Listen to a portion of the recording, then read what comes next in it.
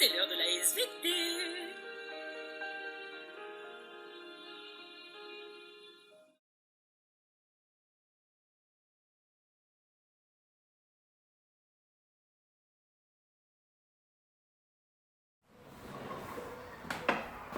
Mais qu'est-ce que tu fais, maman? Bah, ça se voit pas. Je pars travailler là. Avec un arrosoir. Bah, évidemment. Ah, mais c'est vrai, je t'ai pas dit. Ben, je compte me reconvertir. Ah, j'arrête l'enseignement, j'en ai marre, c'est trop compliqué. Franchement, c'est trop compliqué. Mais je compte du coup faire de l'agriculture. Mais après, par contre, je sais pas quoi prendre. Ah, le printemps, le printemps, le printemps. Oh, j'adore ça, je vais cultiver des fraisiers. En plus, j'ai acheté un super pot à fraises. T'as vu? Mais maman, c'est pas avec ça que que tu vas gagner ta vie, hein? Bah, ouais, c'est pas faux. Ouais. Oh, attends. Je vais aller récupérer les fraisiers que j'avais mis il y a 4 ans dans le bas du jardin. Je vais les marcoter parce que les fraisiers, ils font des stolons. T'as déjà vu ça? Tu sais, ils envoient des petites Ouais. tiges et Ah, clac, oui. clac. Et comme ça, elles se multiplient. Elles ont dû vachement se multiplier. Oh, je vais les récupérer et je vais faire un chantier de fraisiers. Ouah, je suis motivée, on y va. Ok. Ah, attends, l'arrosoir. Oh là là, la tronche. Ah non, mais laisse tomber. T'as vu la gueule des fraisiers là?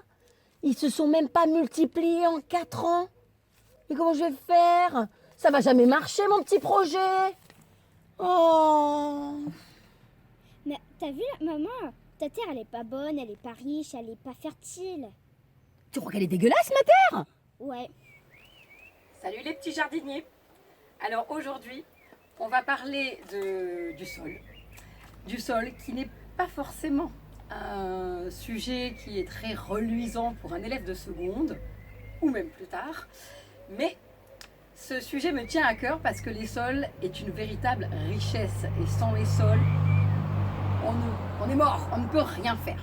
Alors le but aujourd'hui est d'aider Isaza donc à améliorer sa plantation de fraisiers.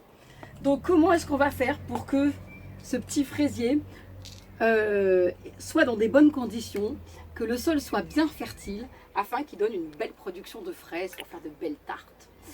Alors Charlotte lui a fait remarquer fort judicieusement que son sol était peut-être pas très fertile. Alors on va se poser comme question déjà, qu'est-ce que c'est qu'un sol? Et puis ensuite on va essayer de comprendre ce qui fait la fertilité d'un sol et donc la richesse d'un terrain. Et puis pour nous, la richesse qui va faire que nous allons réussir à nous nourrir. C'est parti. Pourquoi ce sol est-il aussi important pour la plante en général? Il est très important parce que tout simplement, la plante va puiser dans le sol tous les sels minéraux notamment dont elle a besoin. Donc forcément, si vous avez un sol qui est très pauvre en sels minéraux, eh bien, votre plante ne va pas bien pousser. Alors, on va s'intéresser du coup au sol et déjà, on va commencer par le définir. Mais qu'est-ce qu'un sol? Alors, le sol, c'est une interface entre la lithosphère, la géosphère, c'est-à-dire les roches, et l'atmosphère, c'est-à-dire l'enveloppe gazeuse qui nous entoure. Donc, effectivement, il est à l'interface entre les roches et l'atmosphère, c'est ce qu'il y a entre les deux. Alors, c'est ce qu'il y a entre les deux, mais il est aussi en interface avec parfois l'hydrosphère, c'est-à-dire les masses d'eau, que ce soit rivières, lacs, mer, tout ce que vous voulez, ou aussi, bien sûr, je devrais dire, la biosphère, c'est-à-dire l'ensemble des êtres vivants. Donc ce sol, c'est en interaction avec l'atmosphère, la géosphère, la lithosphère, l'hydrosphère et la biosphère. Voilà, donc c'est ce qui est entre les deux. Alors pour l'observer, eh bien parfois il faut aller voir des affleurements, c'est-à-dire des coupes. Et si on regarde des coupes de sol, ici elle est dessinée, elle n'est pas dans la nature, mais on peut voir des photos de coupes de sol, eh bien on va voir que ce sol il est organisé en couches, ou on dit aussi en horizons. Donc il y a plusieurs horizons, on leur a donné des lettres, mais ce n'est pas très important, les lettres. On va déjà regarder plutôt qu'est-ce qu'on trouve dans ces différentes couches. Alors, la première couche, c'est la litière. Et dans la litière, on va trouver quoi? Eh bien, essentiellement de la matière organique morte, c'est-à-dire des restes de feuilles mortes, d'animaux morts, c'est-à-dire cadavres, des déjections d'animaux. Donc voilà, donc là-dedans, on va trouver de l'humus, c'est la litière. En dessous de cette litière, on va trouver l'horizon A. Alors, cet horizon A, c'est on va dire de manière plus simple, que c'est un ensemble d'humus qu'on reconnaît parce qu'il est très sombre. Voilà, c'est de la matière organique. Je vous la montre ici en direct. Voilà, vous voyez que c'est très très sombre. Donc, c'est un mélange d'humus et de matière minérale. Donc, c'est un horizon de lessivage, c'est-à-dire que les particules vont être entraînées un peu plus en profondeur. Justement, et ces particules qui vont être entraînées plus en profondeur vont s'accumuler dans l'horizon du dessous, qu'on appelle l'horizon B, qui est un horizon où justement les matériaux qui ont été entraînés vont s'accumuler un petit peu plus en profondeur. Alors, plus on va en profondeur, moins il y a de matière organique et par contre, plus il y a de matière minérale. Enfin, là, très très en bas, on va avoir un horizon où la roche va être, la roche mère qui est en dessous, va être très très altérée, va être très très érodée. Et en dessous, enfin, on trouve la roche mère. Donc, si on récapitule, le sol, en fait, si on prend un profil ici de sol, on va trouver des couches qu'on appelle des horizons. Plus on va vers le fond, plus on a de matière minérale et plus on est en surface, plus ce sol, ces horizons plutôt, contiennent de la matière organique. Alors, on va tout de suite justement regarder de quoi est composé ce sol.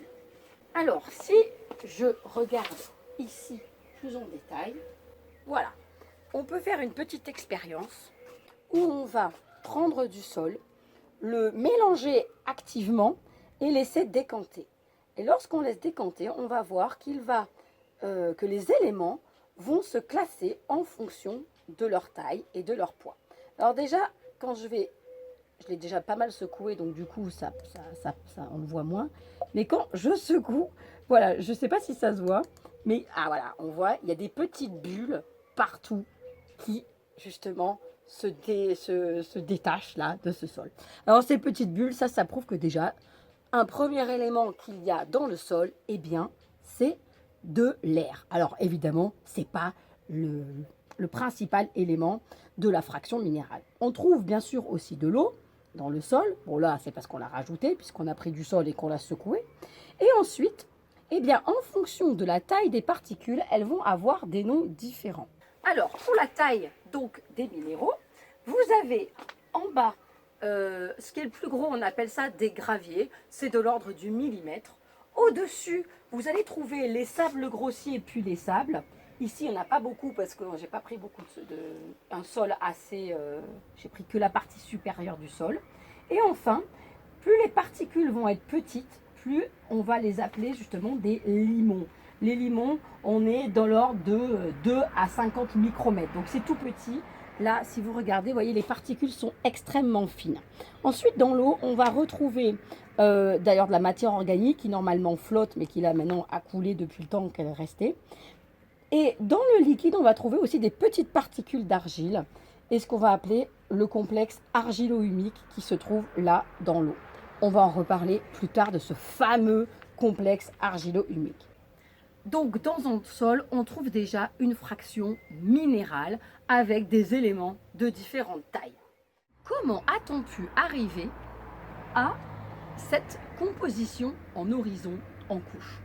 Eh bien évidemment, ça vient d'une lente, très lente évolution du sol. Tellement lente que ça nous rappelle, lorsqu'on le sait, que le sol est une richesse, mais qui est très fragile, vu le temps qu'il faut pour le former. Pour tout dire, pour faire 25 cm de sol dans un climat tempéré comme le nôtre, pour faire un sol de forêt par exemple, il faut 2000 ans. 2000 ans. Donc c'est juste énorme. C'est pour ça qu'il faut vraiment en prendre soin de ce sol. Alors, d'où vient justement comment s'est fait l'évolution de ce sol? Eh bien, elle s'est faite avec l'érosion que vous connaissez déjà. Donc effectivement, au départ, on a une roche nue. Et qu'est-ce qui va agir sur cette roche nue? Eh bien, bien sûr, le vent, la pluie, etc. Et cette pluie, comme vous l'avez déjà vu, en traversant les couches de l'atmosphère, elle va s'acidifier, puisque du CO2, comme on l'avait déjà dit, vient se dissoudre dedans et va former des ions H+, qui vont donc la rendre beaucoup plus corrosive. Elle va donc agir sur cette roche-mère et elle va détruire les minéraux, et ces minéraux vont se transformer en argile, comme on l'avait déjà vu. Ça, c'est pour tout ce qui est altération chimique. Mais il va y avoir d'autres choses qui vont agir, comme par exemple l'altération mécanique. Cette altération mécanique, elle est due par exemple au vent qui va frotter. Et puis on peut parler aussi du gel-dégel, de l'alternance gel-dégel. Alors, cette alternance gel-dégel, elle va entraîner le débitage des roches. Comme on le voit sur l'exemple que je vous montre maintenant, comme vous le voyez, l'eau peut rentrer dans les roches, elle va s'insinuer dans toutes les petites fractures. Tant qu'elle est sous forme liquide, elle prend une certaine place. Mais quand vient par exemple la nuit et que la température passe en dessous de 0, eh bien cette eau va se transformer en glace et la glace prend plus de volume que l'eau. Elle va donc pousser littéralement sur le réseau cristallin donc de la roche, et elle va le faire exploser en augmentant de volume. Et ainsi, la roche va se fractionner, se débiter comme ça, et ça va créer justement le démantèlement des blocs rocheux. Et il n'y a pas que les facteurs physiques qui vont agir sur les roches. Il va aussi avoir l'altération qui va être due aux plantes, aux êtres vivants. Alors, effectivement, déjà, les premières plantes qui vont se mettre sur la roche, qu'on appelle les plantes pionnières, qui sont en général d'ailleurs des lichens souvent, vont déjà respirer et sécréter du CO2 et vont acidifier effectivement aussi l'eau qui circule dans la roche. Donc là, c'est de l'altération chimique qui va être augmentée par la végétation. Mais ensuite, lorsque un petit peu de sol va se former, eh bien des plantes vont s'installer et un système racinaire va s'ancrer dans justement ce petit fragment de sol. Et les racines vont bien sûr aller de plus en plus profondément et vont s'insinuer dans les roches. Et en s'insinuant dans les roches, elles vont, pareil, éclater la roche. Pourquoi? Parce que les racines vont augmenter de diamètre et vont aussi participer au démantèlement de cette roche.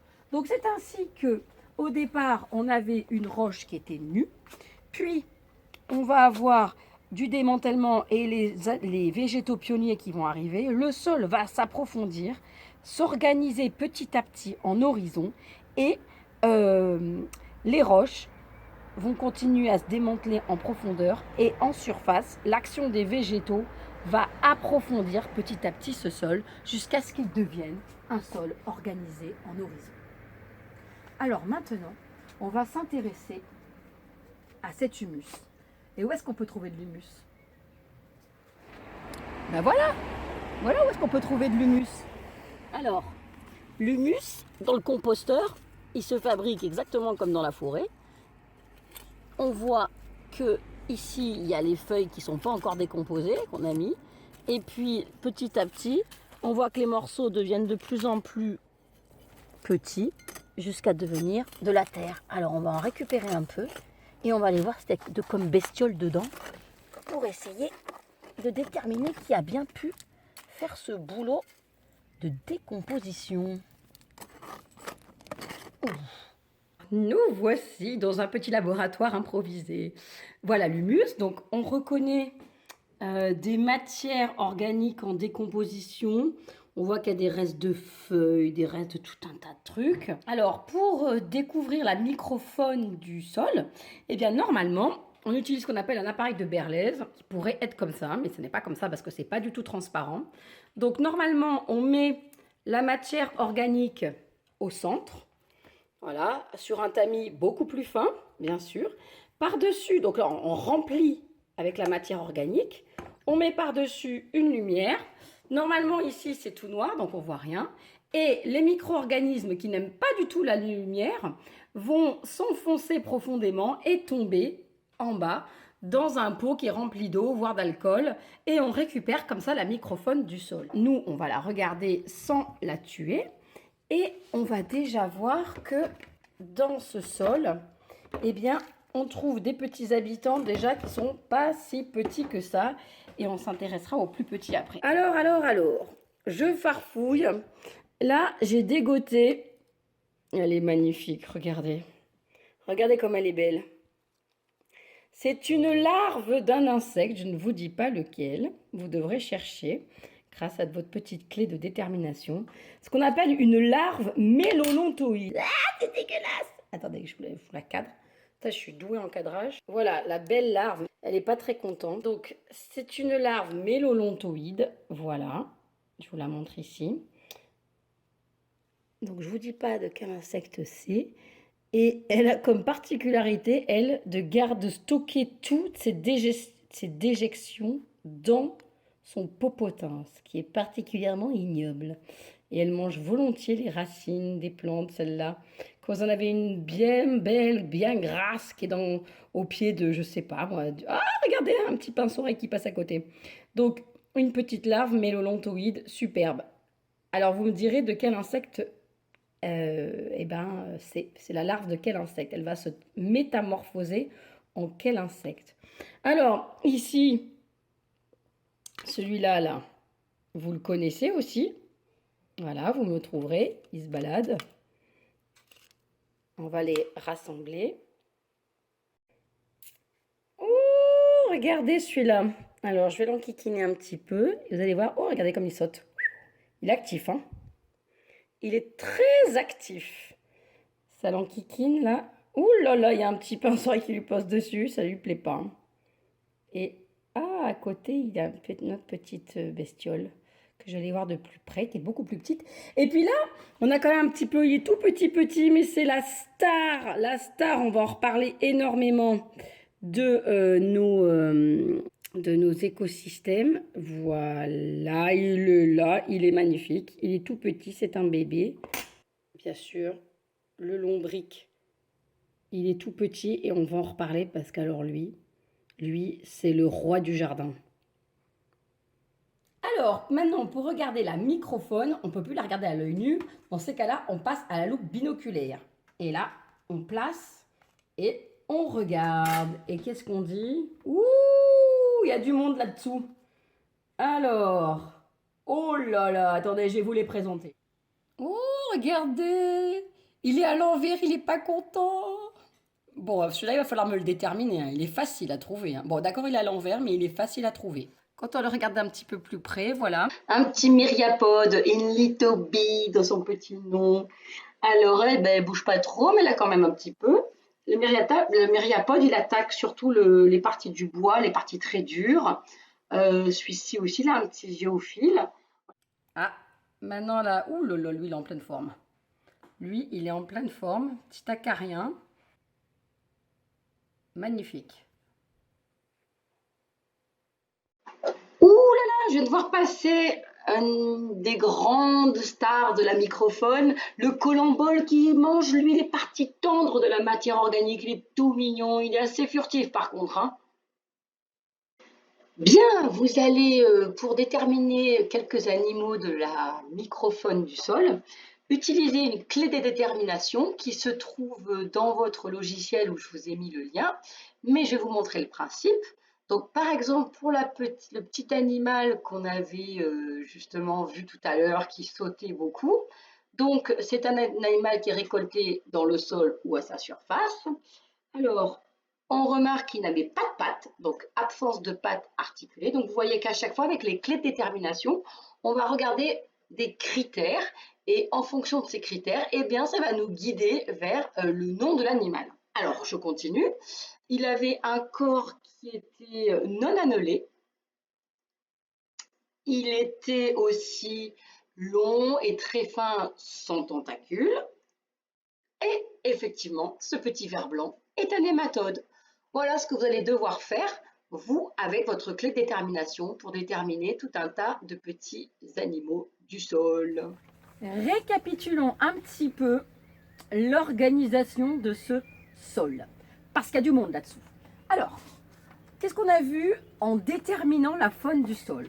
On a vu qu'il y avait tout un tas de petites bestioles qui mangeaient donc la matière organique morte, l'humus. Alors, qu'est-ce qu'on trouvait? On trouvait par exemple notre ami le lombric, mais aussi les cloportes ou les gloméris qui se ressemblent un peu, On trouvait aussi celui qui gigotait blanc là tout seul, qui était le colambole. On va trouver aussi les tout petits acariens. Bref, tous ces tout petits animaux sont des animaux qui sont détritivores, donc qui mangent la matière organique morte. On appelle ça aussi des individus saprophytes. Et ce sont les consommateurs primaires, donc de cette chaîne alimentaire. Ce sont les premiers à consommer la matière organique morte. Donc, on va le marquer. Donc, ce sont les consommateurs primaires. Voilà. Consommateurs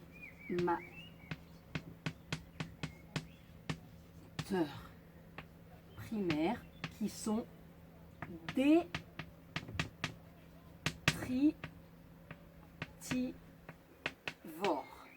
Alors bien sûr que eux aussi, eh bien, ils vont se faire manger par des consommateurs secondaires. Alors comment est-ce qu'on note et manger par? Eh bien, on fait une flèche comme ça. On va la faire une petite légende. C'est vrai qu'il n'y a plus beaucoup de place, mais on va le faire ici. Tiens, voilà, on va le faire dans la roche-mère. Voilà, une flèche comme ça. Ça veut dire machin et manger par. Donc, l'humus et manger par les consommateurs primaires. Hop, on réécrira un peu mieux pour que ça ressorte bien. Alors, je profite de ce petit jardinage près du composteur pour vous présenter donc la faune. Voilà, alors ici, je prends un petit bâton parce que j'ai pas envie de me le tripatouiller. Voilà, un bel orvé. Alors c'est impressionnant, surtout quand on tombe dessus. Je trouve que celui-là il est quand même très beau. Voilà, un bel orvé. Voilà, donc ça, il y en a partout dans les jardins. Et quand vous jardinez, de temps en temps vous tombez dessus et vous avez un peu les boulasses. Mais l'orvé, c'est pas un serpent. C'est un espèce de lézard en fait. Il va pas mordre, c'est pas méchant du tout. Mais ça reste impressionnant. Allez, je te remets sous ta planche. Donc, ces consommateurs primaires, que sont donc les acariens, un petit colambole, des gloméris, des vers de terre, eux-mêmes, ils vont être mangés par des consommateurs secondaires qui sont des prédateurs. Comme par exemple le pseudoscorpion, qui était tout mignon, mais aussi une lithobie par exemple, qui est une espèce de mille-pattes et qui donc va consommer ces détritivores. Entre parenthèses, les détritivores, en mangeant la matière organique, ils vont bien sûr faire des déjections qui vont retourner dans la terre et on verra ce qu'elles deviennent. Ensuite, eh bien, ces consommateurs secondaires que je vais noter ici, secondaires qui sont des prédateurs, eux-mêmes, bien sûr, ils vont être mangés par qui? Alors il est un petit peu loin, mais il faudrait pouvoir le rajouter, il faudrait le redessiner là, peut-être on le redessinera. Mais eux-mêmes sont mangés par des consommateurs tertiaires, etc. Comme par exemple notre petit pote l'orvé que vous avez vu et qui est souvent effectivement tapis sous des feuilles. Les orvées, vous allez toujours les trouver quand vous allez soulever une petite dalle, quand vous allez tripatouiller dans les feuilles, clac, vous tombez sur l'orvé qui est là en mode je ne bouge pas. Et effectivement, les orvées, qu'est-ce qu'ils mangent? Ils mangent des cloportes, ils mangent des vers de terre, ils mangent des petites araignées, ils mangent des chenilles, des escargots, des larves, ils mangent tout ça. Donc vous voyez qu'on est en train de former un réseau trophique, c'est-à-dire il y a tout un tas de chaînes alimentaires. Celui-ci, il est basé sur la matière organique morte, bien sûr, et ces réseaux trophiques vont permettre justement un cycle de la matière. Mais là, il est loin d'être terminé. On va en reparler, mais on va d'abord faire un petit bilan avant d'attaquer justement notre partie 2 qui va préciser ce cycle de la matière.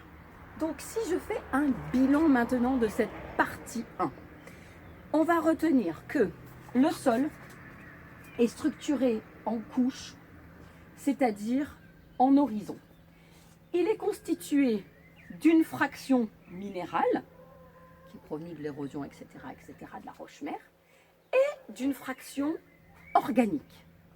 Dans cette fraction organique, on va trouver la matière organique morte, c'est-à-dire l'humus, mais aussi le sol. On parle souvent du sol vivant. Pourquoi? Parce que ce sol, il est blindé de tas de petites bestioles qui effectivement le rendent vivant. Alors, on trouve une énorme diversité dans ces êtres vivants. On va trouver les détritivores qui vont donc démarrer les chaînes alimentaires à partir de la matière organique morte, mais on trouve aussi d'ailleurs des phytophages, c'est-à-dire des consommateurs primaires qui, eux, vont manger directement des plantes, mais qui sont vivantes. Comme par exemple, rappelez-vous notre petite larve de hanneton. Regardez le beau gâteau que j'ai là.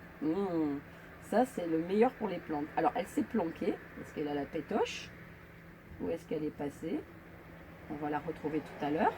Mais notre petite larve de hanneton, eh bien, elle mange directement les racines des plantes. Elle s'en nourrit. C'est pour ça que je n'irai pas mettre directement mon compost, qui pourtant est excellent, dans mes plantes de fraisier, parce que là-dedans, il y a une larve de hanneton qui se balade et elle va me manger les racines de mon fraisier. Donc en général, ça va pas trop plaire pour aller faire de la culture. Mais, donc, ces détritivores ou ces phytophages vont eux-mêmes être mangés par des consommateurs secondaires qui sont, par exemple, comment on avait dit, des pseudoscorpions, etc., etc., etc. Et ainsi, les chaînes alimentaires vont se mettre en place, ce qui va entraîner un cycle de la matière dans l'écosystème donc du sol. Et la formation de ce qu'on appelle des réseaux trophiques, parce qu'il n'y a pas qu'une de chaîne alimentaire, il y en a plein des chaînes alimentaires, et chacun est mangé par des dieux qui mangent lui, etc. Alors, dans la partie 2, nous allons voir que les constituants du sol, qu'ils soient minéraux ou organiques, sont responsables justement de la fertilité de ce sol. Chacun, que ce soit le constituant minéral ou les constituants organiques, va jouer un rôle prépondérant, très important. Et là, c'est la suite au prochain épisode.